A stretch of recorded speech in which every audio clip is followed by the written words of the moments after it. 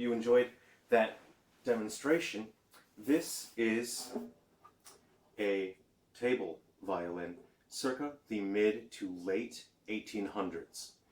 Luckily, I was able to win this in an auction over the internet. The item was in Germany, and it was broken, so the strings were unusable. There was a strange condition with the bridge, and the fretboard, fingerboard and fretboard, there are frets on it, had come off, so I had to re-glue that. I had to sort out a situation with the strings and the bridge. Now, the original bridge, there was a lot going on with it. It was quite thick. If you have a look here, you can see the outline of where the feet used to be. The action was so low that you actually could not play the instrument. You could not get a sound out of it. The strings were touching the frets. I had raised it up. It had a metal cap on the bridge, but I determined that the thick material and the amount of mass on the bridge actually dampened the sound significantly. So I removed that, and I shaped a new bridge using maple. This is a violin bridge that I shaped to fit purpose. You can see it's a little off at an angle in order to ensure accurate intonation.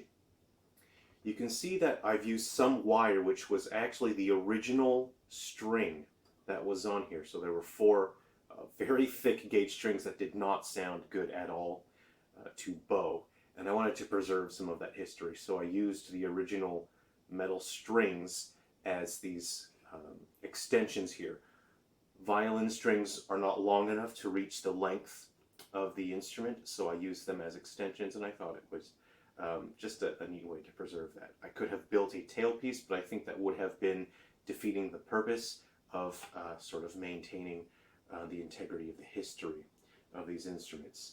There are signs that at some point it had a maker's mark glued in there, but because this instrument is so old, that maker's mark has come off and has disappeared. If you know violin terminology, I don't hear a mouse in here. I haven't seen a mouse, so I think at some point maybe there could have been, but it's fallen out and it's gone. I see a sound post here. Right about here, I can see a sound post in there. I'm not sure if I can show you on camera. It's probably not doable. And I'm wondering if there's a secondary sound post anywhere. I think I'd looked in there and I wasn't sure if there was going to be a secondary one towards the end. I just have this strange feeling. About that, because you're meant to apply pressure and you don't really want to warp the top of the instrument. But it was hard to get in there. I wanted to get sort of a worm camera in there to have a look. So luckily I was able to repair this.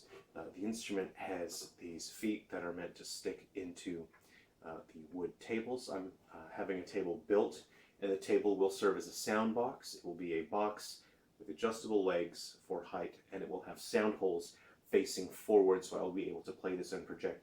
Now, you may have noticed I was struggling a bit to play this, as it's very cumbersome and difficult to play, and I was bumping into the seat here, which really threw me off.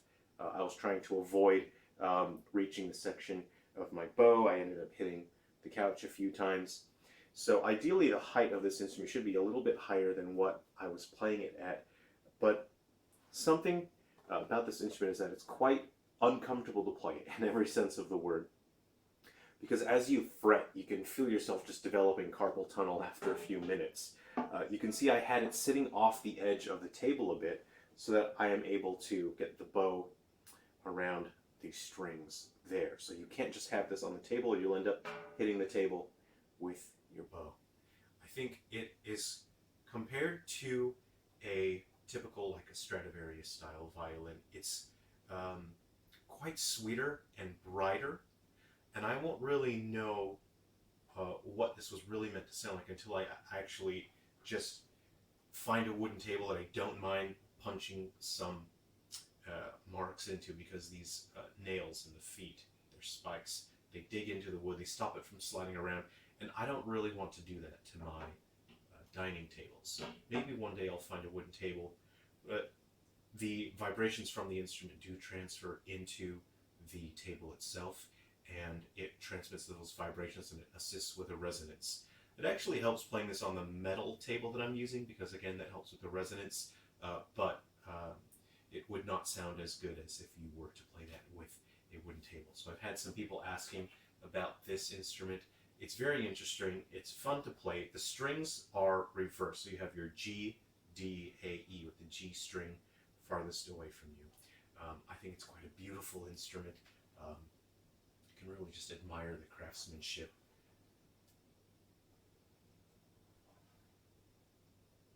It's quite beautiful, I feel. It's wonderful. I'm so fortunate to be able to have this. I'll just play a little bit more. I'll just impromptu play something so you can enjoy that. If you have any more questions, please feel free to ask them, and I'll do my best to get back to your questions. So I'll play just a bit more, and again, I'll be sitting a bit uncomfortably here as I try to play this here.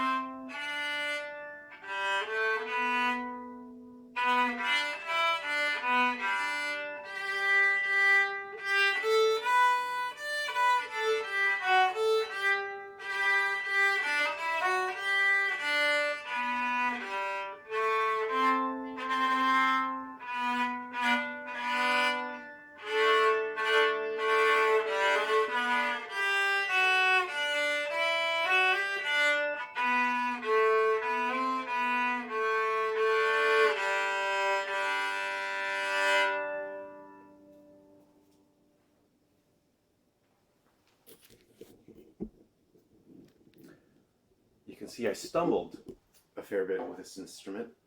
If you're already accustomed to playing fiddle or violin, you're going to find it quite difficult, as you want to rely on your muscle memory to play tunes with which you are familiar, but that becomes quite difficult when the strings are reversed and you have to think, what am I doing with my strings and my frets here? So I hope you've enjoyed that. If you'd like to hear more of this instrument, please let me know. I'll practice some tunes on it, and then I'll make some recordings of it. So thank you very much for watching, and I hope you enjoyed this table violin bowed zither. Take care, everyone, and come home again soon.